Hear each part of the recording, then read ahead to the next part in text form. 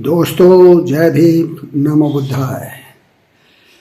आप लोग सब को जानकारी हो गई होगी कि बिहार के बोधगया में महाबोधि मंदिर को स्वतंत्र कराने के लिए वहाँ पर एक महाअभियान जो है चल रहा है, जिसमें अनेक प्रदेशों के लोग वहाँ पर धरने पर बैठे हैं और बौद्ध भिक्षु वहाँ पर अनशन कर रहे हैं।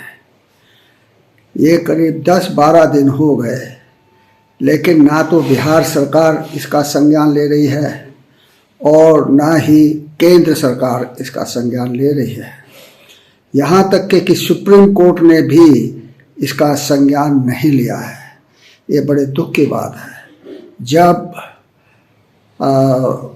किसानों के अनशन के समय एक सिख वृद्ध जो है अनशन पर बैठा और उसको 10-12 दिन हो गए, तो सुप्रीम कोर्ट ने स्वयं संज्ञान लेकर पंजाब सरकार को निर्देश दिया कि वो उनकी देखभाल करे, उनके जीवन की रक्षा करे।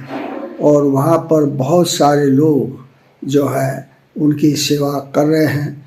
अभी भी वो अनशन पर हैं, लेकिन वो मेडिकल एड पर भी हैं। लेकिन यहाँ बोधगया में अभी तक सरकार की तरफ से कोई ऐसा संकेत नहीं मिला है कि जो महाबोधि सोसाइटी मंदिर है उसको बौद्धों को सौंपा जाए। 1949 में जो बीटी एक्ट बना, बौद्ध टेम्पल एक्ट बना, उसमें वो बिहार सरकार ने बनाया। उसमें 4 बौद्ध, 4 हिंदू और वहाँ के डीएम को जो है अध्यक्षता देते हुए एक एक्ट बना करके कायम किया। लेकिन इसमें हो ये रहा है कि धीरे धीरे इस पर ब्राह्मणों का वर्चस्व बढ़ता जा रहा है। ब्राह्मण वहाँ पर जो है काबिज होते जा रहे हैं और ब्राह्मणी संस्कृति को बढ़ावा दे रहे हैं। वहाँ पर आप अगर जाएंगे तो आपको दिखाई देगा कि वहाँ पिंडदान की भी परंपरा चल पड़ी है। वहाँ पर शिवलिंग भी स्थापित हो गए हैं और वहाँ पर जो भगवान बुद्ध की 5 मूर्तियाँ हैं उनको पांडवों की मूर्तियाँ बता करके प्रचारित किया जा रहा है। उस बुद्ध विहार को शिव मंदिर बता करके प्रचारित किया जा रहा है। यहाँ तक कि बिहार के राज्यपाल ने भी जब वो वहाँ पर गए थे तो उन्होंने कहा था ये शिव मंदिर है।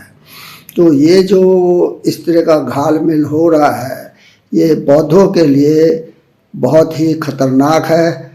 ये बौद्धों को ख़त्म करने का षड्यंत्र है, बौद्ध धर्म को ख़त्म करने का षड्यंत्र है। बाबा साहब को के संविधान को मिटाने का ये जो षड्यंत्र चल रहा है। हमारे प्रधानमंत्री नरेंद्र मोदी सबसे बड़े मनोवादी व्यक्ति हैं और जब से वो प्रधानमंत्री बने हैं तब से उन्होंने देश में एक तरह से हिंदूवाद या ब्राह्मणवाद को बढ़ाने के लिए एक न एक षड्यंत्र वो करते रहते हैं और देश को धर्म की अफीम में मदहोश करके सत्ता पर काबिज रहना चाहते हैं। अगर वहाँ पर कोई निष्पक्ष विचारधारा का व्यक्ति प्रधानमंत्री होता तो देश की ऐसी दुर्दशा ना होती जो इस समय है। देश इस समय बर्बादी के कगार पर है, लेकिन मोदी अपनी मस्ती में मस्त है, क्योंकि उसका साथ जो है गृह मंत्री दे रहे हैं अमित शाह और नरेंद्र मोदी। ये 2 ऐसे व्यक्ति हैं जो बहुत ही ज़्यादा षड्यंत्रकारी हैं और देश को भले ही समाप्त हो जाए मगर वो चाहते हैं कि वो अपने मरते दम तक देश की केंद्र की सत्ता में काबिज रहें। अगर ऐसा होता है तो देश में मनोवाद बढ़ेगा, क्योंकि जो नरेंद्र मोदी है वो मनोवादी मानसिकता के व्यक्ति हैं।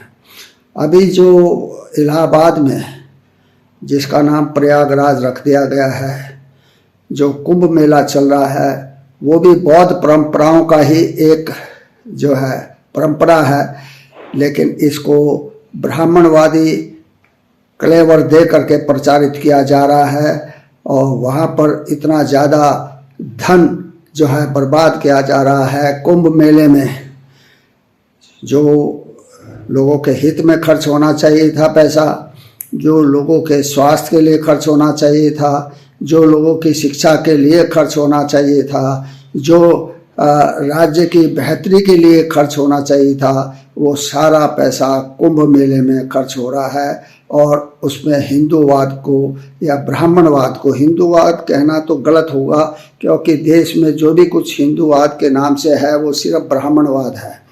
ब्राह्मण जो है वहाँ पर काबिज हैं और उसके लिए हमें सभी बौद्धों को वहाँ पर जा कर के अपना योगदान देना चाहिए, वहाँ पर संघर्ष में शामिल होना चाहिए।